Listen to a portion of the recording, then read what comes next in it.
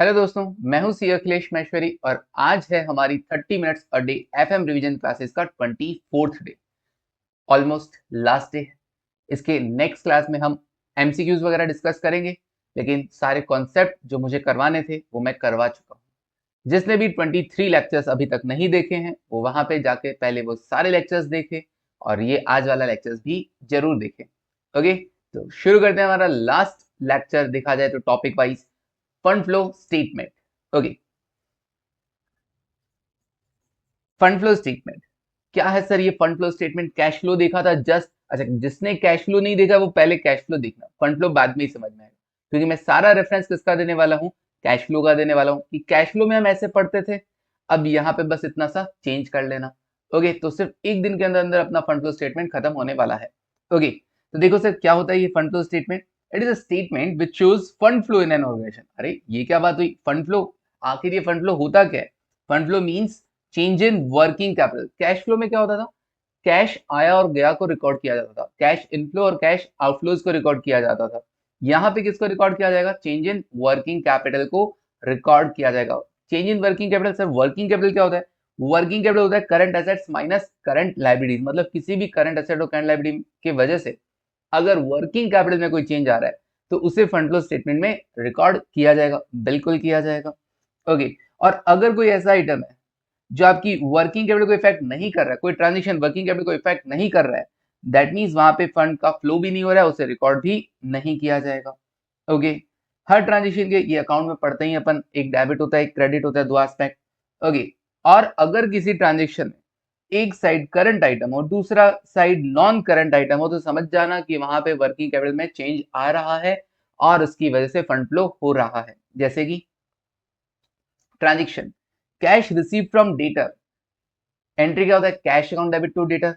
Cash current item है, current asset, और debtor भी करंट आइटम है, मतलब करंट एसेट। ओके, दोनों साइड करंट है, इसका मतलब आपकी वर्किंग कैपिटल में कोई चेंज नहीं आया है, तो इस ट्रांजेक्शन को हम वर्किंग कैपिटल, ये फंड फ्लो स्टेटमेंट के अंदर रिकॉर्ड नहीं करने वाले हैं। ओके, इसकी तरह कैश फ्लो तो हो रहा है सर, बिल्कुल। कैश फ्लो स्टेटमेंट में कैश कंसिडर किया जाएगा, कैश इनफ्लो कंसिडर किया जाएगा, बट यहाँ पे वर्किंग कैपिटल का कोई इफेक्ट नहीं आ रहा है, वर्किंग कैपिटल पे कोई इफेक्ट नहीं आ रहा है, इसका मतलब यहाँ पे कोई फंड फ्लो नहीं है। Okay, cash payment to creditor, creditor को पेमेंट कर रहे हो तो क्रेडिटर टू कैश, ये भी करंट आइटम ये भी करंट आइटम, एक करंट लायबिलिटी एक करंट एसेट, वर्किंग कैपिटल में कोई इफेक्ट नहीं आ रहा, कोई चेंज नहीं आ रहा।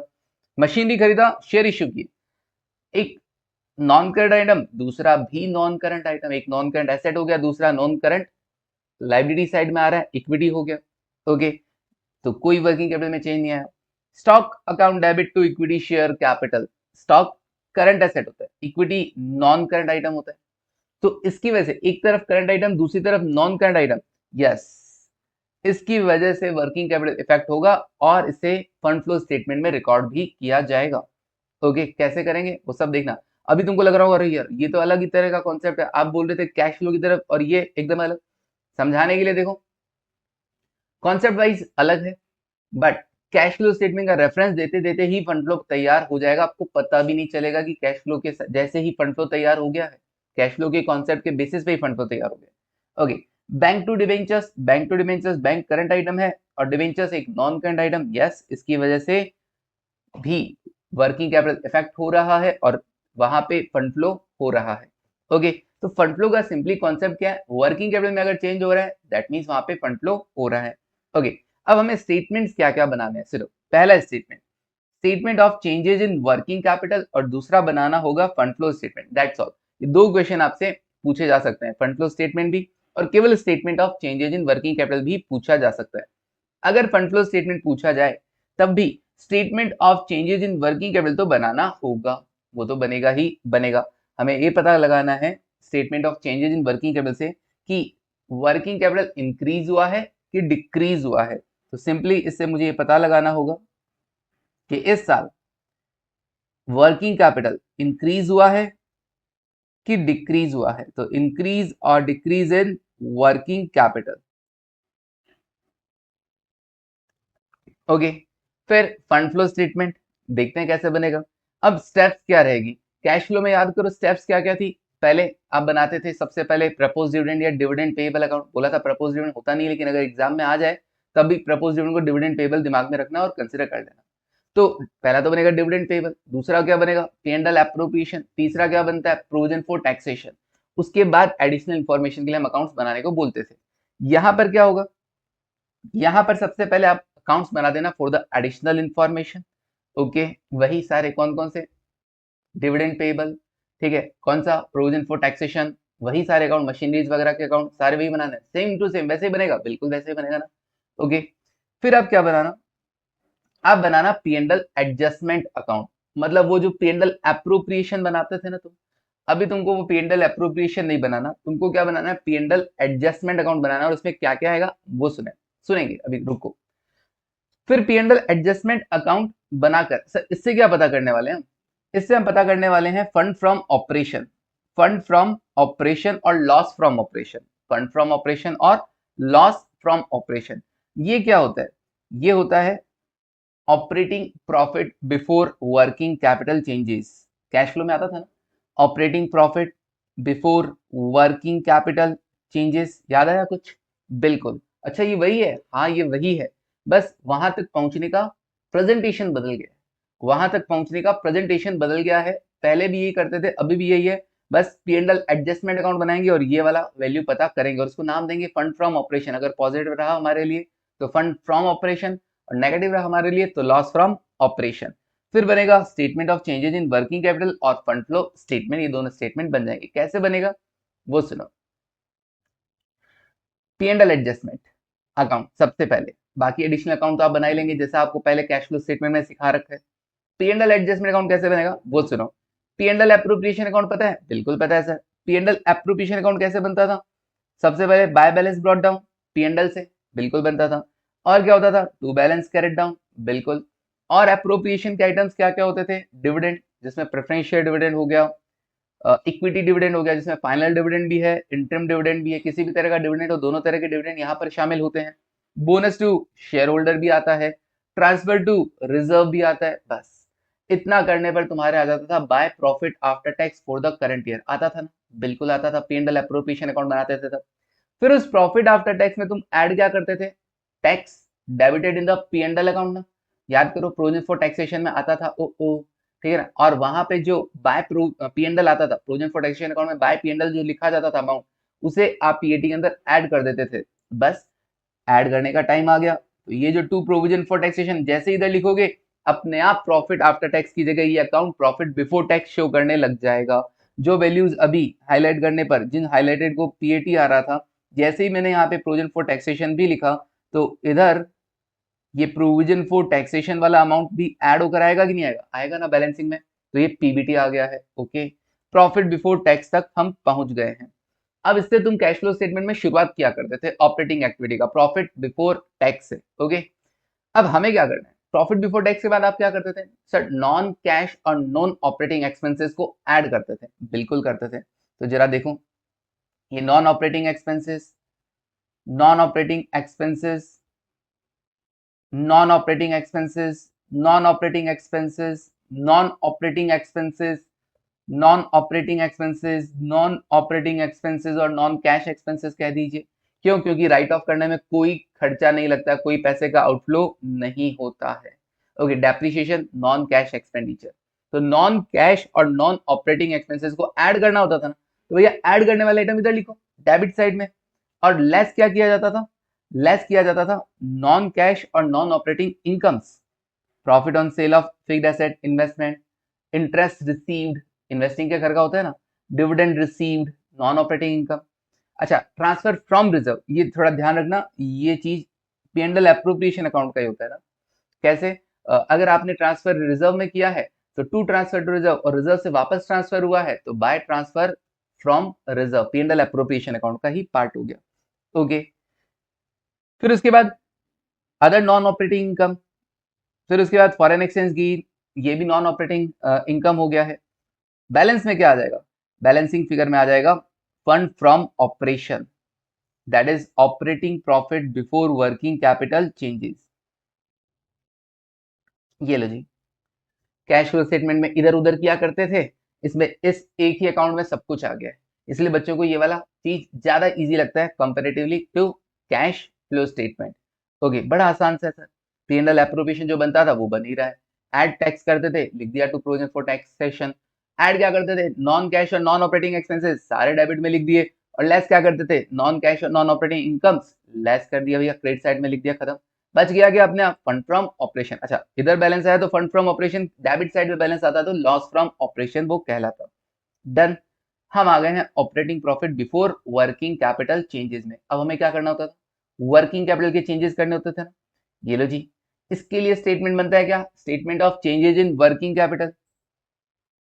Statement of changes in working capital, और कैश फ्लो में तो ऐसे ध्यान रखना पड़ता था ना कि डिक्रीज इन करंट एसेट है तो ऐड करेंगे, इंक्रीज इन करंट एसेट है लेस करेंगे, increase in current liability add करेंगे, डिक्रीज इन करंट लायबिलिटी है लेस करेंगे।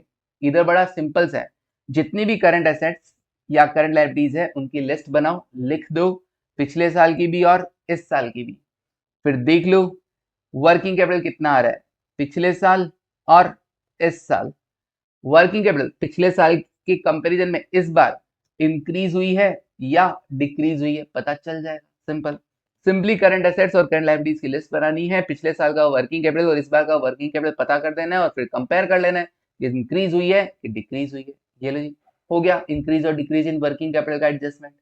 ओके, फिर क्या आता था, कैश जनरेटेड फ्रॉम ऑपरेशन, क्या लिखा जाता था, कैश जनरेटेड फ्रॉम ऑपरेशन। अब उसके आगे की कहानी सुनो, फंड फ्लो स्टेटमेंट।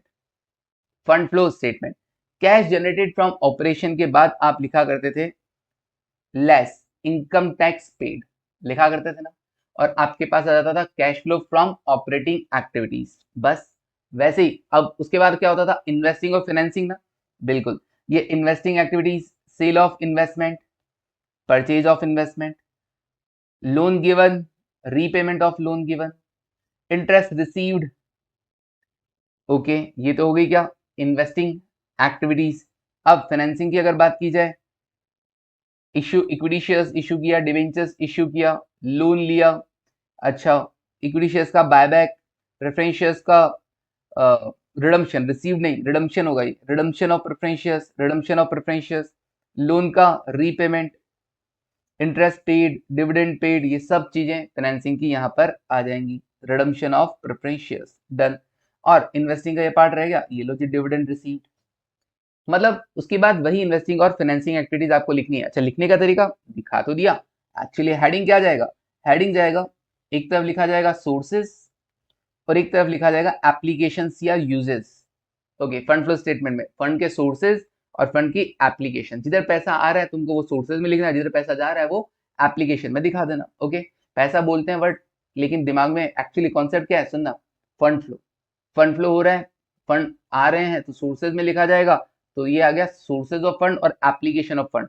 और फंड जा रहा है, वर्किंग कैपिटल का ही इफेक्ट देखा जाएगा ना, कैश का नहीं, वर्किंग कैपिटल का। ओके, लेकिन पता चला क्या कि कहीं पर भी फंड फ्लो वर्किंग कैपिटल को सोच रहे हैं, ऐसा लग रहा था कि कैश फ्लो ही बन रहा है, एक अलग तरीके से बन रहा है। ओके, अब सर बाकी आइटम क्या बच गए, बाकी आइटम ये बच गए, क्या क्या, एक तो fund from operation P&L adjustment account में जो आपने फाइंड आउट किया था वो वाला आइटम, और इससे पहले फंड फ्रॉम ऑपरेशन क्या आ गया, operating profit before working capital changes.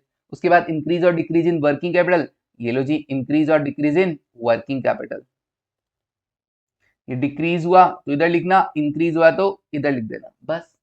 Sir ऐसा क्यों, वर्किंग कैपिटल इंक्रीज हो रहा है मतलब क्या हो रहा है, आपने पैसा और इन्वेस्ट किया, तो एप्लीकेशन ऑफ फंड वो किधर से लेकर आए, आपने अपने फंड्स को ही तो यूज किया होगा, वर्किंग कैपिटल में और इंक्रीमेंट हुआ है, वर्किंग कैपिटल पोर्शन इंक्रीमेंट हुआ है, मतलब आपने अपने फंड को उधर यूज कर लिया। और वर्किंग कैपिटल कम होने का मतलब है कि वर्किंग कैपिटल कम करके आप उसे अपना फंड रेज कर रहे हो, सोर्सेज ऑफ फंड है, ठीक है ना। तो decrease in working capital sources में आएगा, application increase in working capital application आएगा। अच्छा, कैपिटल बस्टिंग में भी तो ऐसे ही करते थे, introduction of working capital, increase in working capital किधर लिखा जाता था, आउटफ्लो कंसिडर किया जाता था, दैट इज द एप्लीकेशन। बस, ये फंड फ्लो स्टेटमेंट तैयार, दोनों साइड बराबर हो जाना चाहिए, सोर्सेज और एप्लीकेशन का काम हो गया जी। अब फटाफट से हम दो क्वेश्चन देख लेते हैं फंड फ्लो स्टेटमेंट के रिगार्डिंग।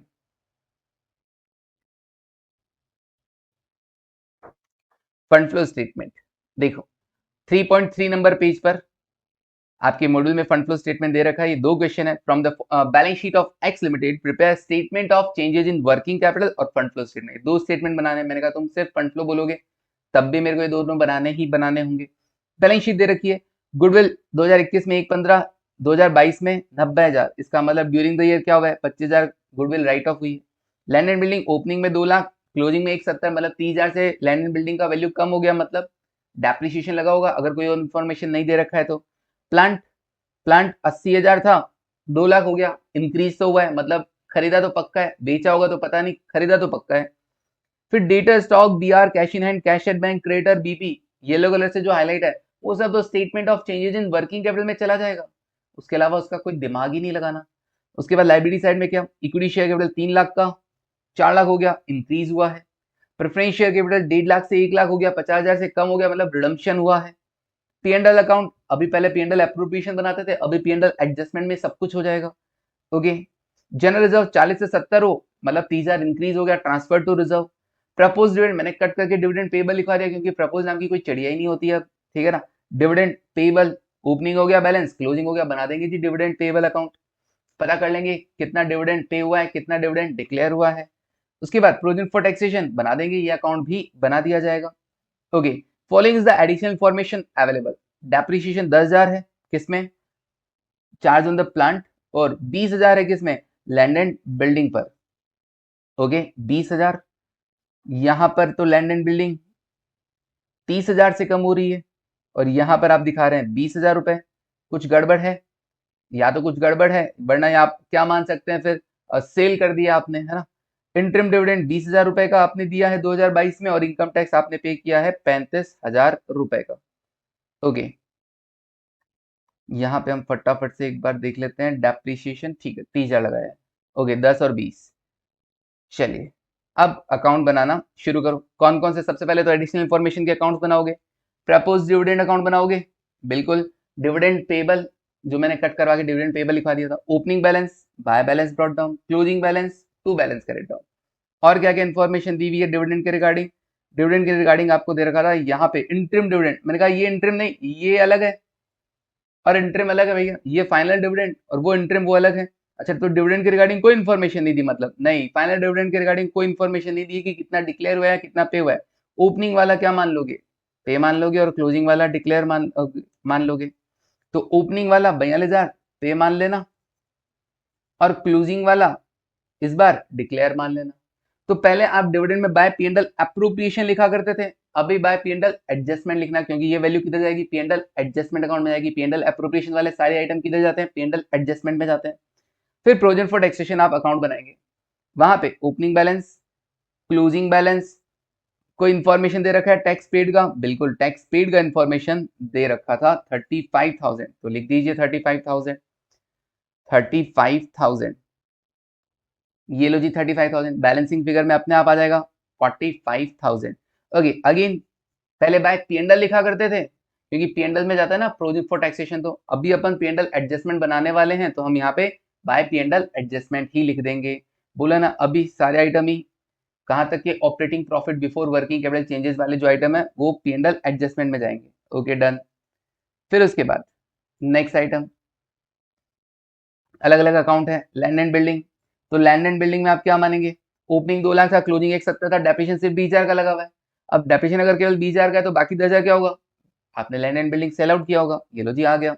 अब सर आपने ये डेप्रिसिएशन के आगे पीएनएल एडजस्टमेंट और बैंक के आगे एफएफएस क्यों लिखा, पहले आईआईओओ लिखा करते थे, अभी इन्वेस्टिंग एक्टिविटी सारी की सारी किधर चली गई है, एफएफएस के अंदर चली गई है, तो ये किधर जाएगा, एफएफएस के अंदर जाएगा, फंड फ्लो स्टेटमेंट।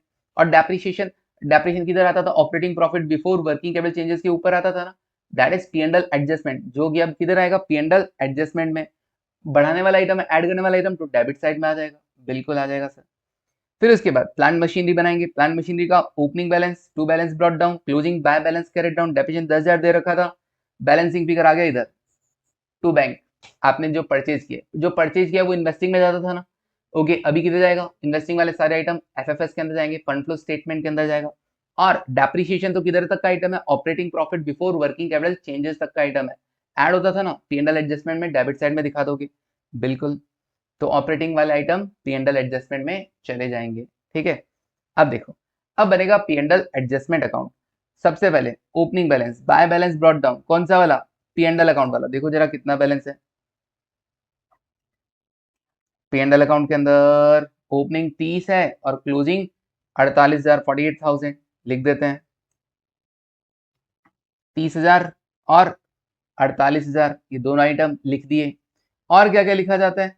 और लिखा जाता है ट्रांसफर टू रिजर्व हुआ था 30,000 का, रिजर्व इंक्रीज हुआ था ना, बिल्कुल। इंटरिम डिविडेंड जो नीचे दे रखा था एडिशनल इन्फॉर्मेशन में, वो लिख दो। फाइनल डिविडेंड का अमाउंट यहां से, प्रपोज डिविडेंड ये लो जी 50,000 रुपए का, ये फाइनल डिविडेंड 50,000 का। प्रेफरेंस शेयर होल्डर्स को डिविडेंड दिया हुआ नहीं है, लेकिन आप कंसिडर करेंगे, क्यों? क्योंकि रेट दी हुई है। रेट जब भी दी होगी तो आप डिविडेंड कंसिडर करेंगे 8%। अब ये 8% किसका? 150 का कि 1 लाख का? रिडम्पशन कब हुआ है भैया? 50,000 का। स्टार्टिंग में हुआ है कि एंड में हुआ है? कुछ लिखा है क्या? कुछ नहीं लिखा। तो अपनी इच्छा से जैसे चाहो वैसे मान सकते हो। तुम अगर मानते हो कि स्टार्टिंग में रिडम्पशन हो गया था तो 1 लाख पे दे देना डिविडेंड। तो मानते हो नहीं जी एट द एंड जाके रिडम्पशन हुआ है तो 1.5 लाख पर डिविडेंड कंसिडर कर लेना। जो भी अपनी एजम्पशन हो नीचे लिखकर आ जाना। हमने 1.5 लाख पे किया तो हमने ये माना है कि भैया रिडम्पशन कब हुआ होगा? At the end of the year हुआ है। तो पूरे साल 1.5 लाख रुपए के प्रेफरेंस शेयर इशू कर रखे थे तो उस पर 8% डिविडेंड बन गया, प्रेफरेंस शेयर डिविडेंड। उसके बाद एप्रोप्रिएशन से बाहर निकलकर फिर टैक्स ऐड करना होता है, तो प्रोविजन फॉर टैक्सेशन वाला अमाउंट किधर से आया? ये रहा जी, बाय पीएनडल वाला अमाउंट। पीएनडल में जो डेबिट होने वाला है वही 45,000 रुपए यहाँ पर आ जाएगा। और गुडविल राइट ऑफ हुई थी, बिल्कुल हुई थी। डेप्रिसिएशन नॉन कैश आइटम बिल्कुल है, 30,000 रुपए ये आपने लिख दिए, डन। ये बैलेंसिंग फिगर में आ गया फंड फ्रॉम ऑपरेशन। और ये fund from operation 2,30,000 fund flow statement में लिखा जाएगा। ओके, इंक्रीज और डिक्रीज इन वर्किंग कैपिटल भी तो लिखना है, बिल्कुल लिखना है। इससे फंड फ्लो स्टेटमेंट से पहले statement of changes in working capital, तो इसमें बिल्कुल दिमाग नहीं लगाना। करंट असेट्स 5 आइटम है, करंट लाइबिलिटीज में 3 आइटम है, सॉरी 2 आइटम है। और प्रोविजन फॉर टैक्सेशन और सर ये डिविडेंड पेबल, इसको करंट लाइबिलिटी मत मानना, ठीक है ना। भगवान के लिए एक बार भूल जाओ इनको। सर होती तो करंट लाइबिलिटी ना, बिल्कुल मैं आपकी बात से एग्री हूं, लेकिन फंड फ्लो स्टेटमेंट में इसको कंसिडर मत करना। ओके, क्योंकि अगर मैंने इनको करंट लाइबिलिटी माना ना तो वो प्रोविजन फॉर टैक्सेशन और प्रपोज डिविडेंड वाला अकाउंट नहीं बनने वाला है, और उनके रिगार्डिंग कोई भी इधर उधर एडजस्टमेंट भी नहीं करना है। सिर्फ statement of changes in working capital में आएगा फिर, और कहीं पर भी नहीं आएगा वो फिर, ठीक है। तो 5 आइटम करंट एसेट है, 2 आइटम करंट लाइबिलिटी है, ये आ जाएगा वर्किंग कैपिटल। और वर्किंग कैपिटल पिछले साल का 2,60, इस बार का 2,58,000, कितना इंक्रीज हो गया है? 51,000 से वर्किंग कैपिटल इंक्रीज हो गया है। इस इंक्रीज इन वर्किंग कैपिटल को भी हम फंड फ्लो स्टेटमेंट में दिखा देंगे, इंक्रीज इन वर्किंग कैपिटल। उसके बाद अब इन्वेस्टिंग और फाइनेंसिंग वाले आइटम, उससे भी पहले इनकम टैक्स पेड, उससे भी पहले क्या? इनकम टैक्स पेड, ये लो जी, जितना पे हुआ था 35,000। अब या तो इन्वेस्टिंग वाला आइटम होगा या फाइनेंसिंग का। Sale of land and building investing वाला item, purchase of plant machinery investing वाला item. Okay, equity share issue किए थे, फाइनेंसिंग का आइटम। रिडम्पशन किया प्रेफरेंस शेयर, फाइनेंसिंग का item. Okay, preference share dividend देना, इक्विटी पे इंटरिम और फाइनल डिविडेंड देना, सब फाइनेंसिंग का आइटम, डन। तो बड़ा आसान था कैश फ्लो स्टेटमेंट के हिसाब से फंड फ्लो स्टेटमेंट को तैयार करना, डन है, समझ में आ गया होगा, बिल्कुल। अब एक और क्वेश्चन देख लेते हैं, एक और क्वेश्चन देख लेते हैं। Illustration number 12. The following is the balance sheet of Gamma Limited for the year ending 31st March 2021 and 31st March 2022. Capital and liabilities है, जिसमें शेयर कैपिटल 675 से 787,500 हो गया, इंक्रीज हुआ है। जनरल रिजर्व भी इंक्रीज हुआ है। कैपिटल रिजर्व के नाम पर ओपनिंग में 1,12,500 दे रखा है। नहीं नहीं नहीं, ये देखो थोड़ा सा गड़बड़ है ना। ये कैसे है सुनना, 1,12,500 है, मैंने ग्रीन कलर से हाईलाइट किया profit on sale of investment, ये है 11,250। ओपनिंग में कितना है? 0। ओपनिंग में तो कुछ है ही नहीं, ठीक है ना, ओपनिंग में तो कुछ है ही नहीं। क्लोजिंग में कितना है? 11,250। क्यों? क्योंकि कैपिटल रिजर्व बढ़ा कैसे? Profit on sale of investment को आपने कैपिटल रिजर्व में ट्रांसफर कर दिया। अच्छा, profit on sale of investment को आपने कैपिटल रिजर्व में ट्रांसफर कर दिया, ये तो पीएनडल में जाता है ना, जाता तो पीएनडल में, आपने कैपिटल रिजर्व में डाल दिया। अब पीएनडल इफेक्ट हुआ नहीं, पीएनडल इफेक्ट होगा नहीं तो वापस पीएनडल रिवर्स नहीं मारेगा। याद है, ऑपरेटिंग एक्टिविटी के अंदर रिवर्स तभी होगा जब आप पीएनडल इफेक्ट किए हो, बिल्कुल। तो ऑपरेटिंग में तुम लेस करते थे ना, इसको अब भी नहीं करना होता है, अभी नहीं करना होता, मतलब पीएनडल एडजस्टमेंट में नहीं दिखाएंगे इसको। क्यों? क्योंकि ये पीएनडल में ट्रांसफर ही नहीं हुआ है, ये कैपिटल रिजर्व में ट्रांसफर हुआ है। ओके, ठीक है जी, छोड़ देंगे। फिर देखना थोड़ा सा यहाँ पे पीएनडल अकाउंट, इसका बैलेंस दे रखा है, ये ओपनिंग 1,12,500, ये क्लोजिंग 2,25,000। फिर डिवेंचर्स, डिवेंचर्स ओपनिंग कितना? 3,37,500, क्लोजिंग कितना? 2,25,000। तो डिक्रीज हो गया है ना, कम हुआ है, मतलब रिडम्पशन हुआ होगा, बिल्कुल। एक्रूड एक्सपेंसेस या आउटस्टैंडिंग एक्सपेंस हो गया। क्रेडिटर्स लाइबिलिटी होगी, करंट लाइबिलिटी, तो ये दोनों item changes in working capital statement में चले जाएगा। प्रोविजन फॉर डिविडेंड मतलब वही propose dividend, provision for taxation, वही दोनों अकाउंट्स बन जाने हैं।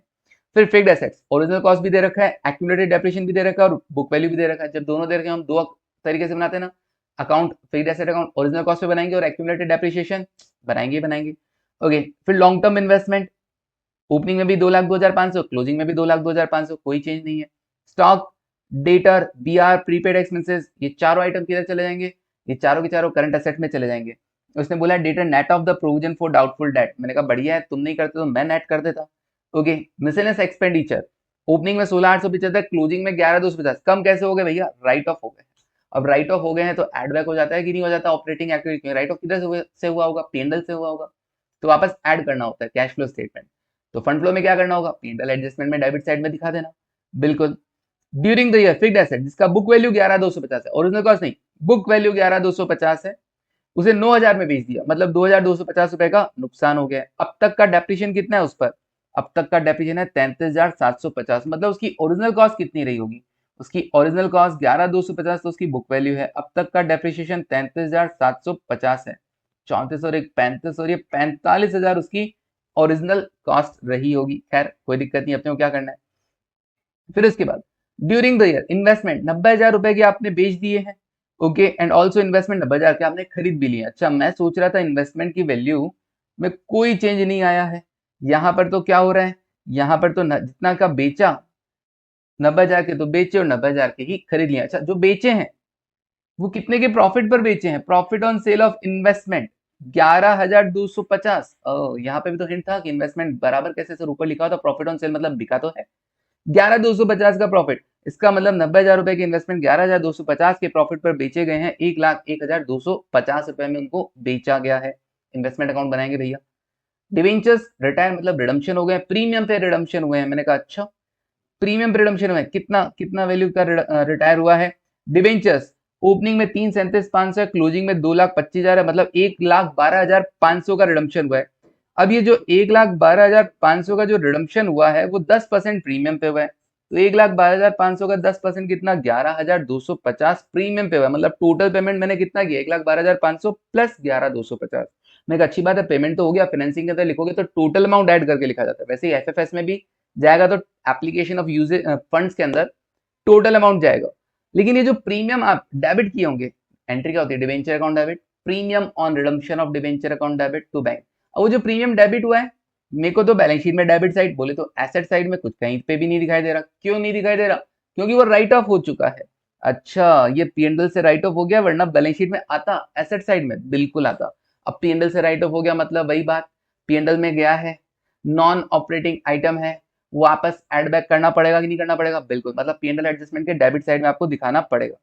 टैक्स आपने पे कर दिया, ओके दिखा दिया, बढ़िया अच्छी बात है। टैक्स पेमेंट कर दिया तो अपन कैलकुलेट कर लेंगे। फिर उसके बाद during the year 2021-22 bad debt कितना बता रहे हैं? Were return off against the provision for doubtful debt, no adjustment. क्यों? क्योंकि already adjusted through the debtor. बोला ना, डेटर के अंदर आ गया, इंक्रीज और डिक्रीज अपने आप एडजस्ट हो जाएगा, उसके आइटम को कहीं और दिखाने की जरूरत नहीं। कैश फ्लो में भी बोला था, अभी भी बोल रहा हूँ। प्रपोज डिविडेंड वाज पेड, जो पिछली बार का प्रपोज था वो इस बार पे कर दिया, मतलब ओपनिंग वाला पे हो गया, क्लोजिंग वाला इस बार डिक्लेयर हो गया, डन। तो पूरा लाइंस में आपको समझा चुका हूं, बिल्कुल। अब हम करते हैं इस क्वेश्चन को, अगर पूरा बताएं तो प्रपोज डिविडेंड अकाउंट बन जाएगा, बिल्कुल बन जाएगा सर। ओपनिंग था, क्लोजिंग था, और क्या क्या था? ओपनिंग वाला ही पे हो गया था, ओपनिंग वाला ही पे हो गया था, मतलब क्लोजिंग वाला इस बार डिक्लेयर हो गया। ओके, ये वाला पीएनएल एडजस्टमेंट में चला जाएगा, और जो पे हुआ है वो फाइनेंसिंग एक्टिविटी का पार्ट होता है ना, एफएफएस के अंदर चला जाएगा।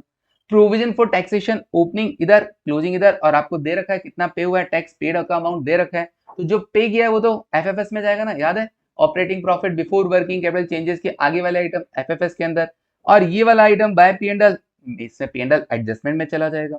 ओके, डेबिट साइड में फिक्स्ड एसेट्स अकाउंट आप बना लेंगे, कोई दिक्कत नहीं आने वाला है इसके अंदर। To balance brought down, by balance carried down, original cost पे, ओरिजिनल कॉस्ट पे जितना खरीदा बैलेंसिंग फिगर में आ जाएगा, जो बेचा आपने 9,000 में बेचा, 2,250 रुपए का नुकसान। ओके, और एक्यूमुलेटेड डेप्रिसिएशन का अमाउंट इधर भी और इधर भी लिख देना। बैलेंसिंग फिगर में दो आइटम आपको मिल जाएंगे, बाय डेप्रिसिएशन और टू बैंक, वही IIOO वाले आइटम। इन्वेस्टिंग वाले एफएफएस के अंदर चले जाएंगे और ऑपरेटिंग वाले पीएनएल एडजस्टमेंट में चले जाएंगे। ठीक है जी, done. Investment account, opening 2,02,500, closing भी 2,02,500 था। उसने बोला 90,000 वाला इन्वेस्टमेंट 11,250 के प्रॉफिट पर बेचा है, तो मैंने कहा भैया कितने में बेचा, 1,01,250 प्रॉफिट। टू पीएनएल लिखा जाता है ना हर बार, इस बार टू पीएनएल नहीं, टू कैपिटल। जो बैलेंस शीट चिल्ला चिल्ला की बोल रही थी वो प्रॉफिट किधर ट्रांसफर हुआ है, कैपिटल रिजर्व में ट्रांसफर है, तो मैंने ऐसा पीएनएल कट करके ना ऐसा कैपिटल रिजर्व लिखा ताकि तुम्हारे कोई याद रहे। ओके, और इन्वेस्टमेंट जो तुमने खरीदा वो एफएफएस के अंदर चला जाए, जो खरीदा और जो बेचा इन्वेस्टमेंट वो एफएफएस में, जो लॉस है, लॉस है ही नहीं, प्रॉफिट है, प्रॉफिट जाता पीएनएल एडजस्टमेंट के अंदर लेकिन नहीं जाएगा क्योंकि वो पीएनएल को इफेक्ट ही नहीं कर रहा है। Okay done. फिर पीएनएल एडजस्टमेंट आप अकाउंट बना देंगे। ओपनिंग बैलेंस किससे, पीएनएल अकाउंट के ओपनिंग बैलेंस से, क्लोजिंग बैलेंस से, transfer to reserve, dividend, taxation का amount, loss on sale of fixed asset. Okay, इधर नहीं आया ना profit on sale of investment, नहीं आया, देख लो प्रॉफिट ऑन सेल ऑफ, क्योंकि वो कैपिटल में चला गया था। Depreciation, miscellaneous expenses, return of, premium on redemption of debenture, वो रिडीम किए थे प्रीमियम पे, उनको राइट ऑफ कर दिया था तुमने, बिल्कुल कर दिया था, तो भैया पीएनएल में दिखाओ, वापस ऐड बैक करो। इंटरेस्ट, डिवेंचर्स थे ना, तो आप क्या करोगे, डिवेंचर्स पे इंटरेस्ट कैलकुलेट करोगे, भले ही मॉड्यूल वाले ने कर रखा हो नहीं कर रहा हो, अपने कोई लेना देना नहीं है, अगर इंटरेस्ट है तो यहाँ पे लिखा जाएगा। ओके, तो आपने ओपनिंग वैल्यू पे कैलकुलेट कर देना था, ठीक है ना, इंटरेस्ट का अमाउंट और नीचे लिख देना था। हम ये मान रहे हैं कि रिडम्पशन कब हो रहा है, लास्ट में हो रहा है, अगर डेट लिखा हुआ नहीं है तो। Statement of changes in working capital बन जाएगा, इंक्रीज और डिक्रीज इन वर्किंग कैपिटल आ जाएगा, उसमें कोई बड़ी बात नहीं है। फिर उसके बाद एफएफओ यहाँ लिख देना, सोर्सेज के अंदर इंक्रीज इन वर्किंग कैपिटल आया तो एप्लीकेशन में लिख देना, डिक्रीज आता तो सोर्सेज में आ जाता। फिर वही इन्वेस्टिंग आइटम लिख देना, इन्वेस्टिंग आइटम्स लिख देना, और वो इनकम टैक्स पेड वो भी लिखा जाएगा ना, operating profit before working capital changes के आगे वाला आइटम, और फिर फाइनेंसिंग आइटम्स भी यहाँ पर आ जाएंगे, जितने भी फाइनेंसिंग आइटम्स हैं सब कुछ वही है। कैश फ्लो स्टेटमेंट आना चाहिए, बस कैश फ्लो स्टेटमेंट आ गया तो फंड फ्लो स्टेटमेंट भी आ जाएगा। चलिए डन है मेरी तरफ से ये फंड फ्लो स्टेटमेंट आपके लिए। तो अच्छा लगा हो तो लाइक कीजिएगा, कमेंट कीजिएगा और अपने दोस्तों के साथ शेयर करना मत भूलिएगा। ठीक है जी, thank you, take care, bye.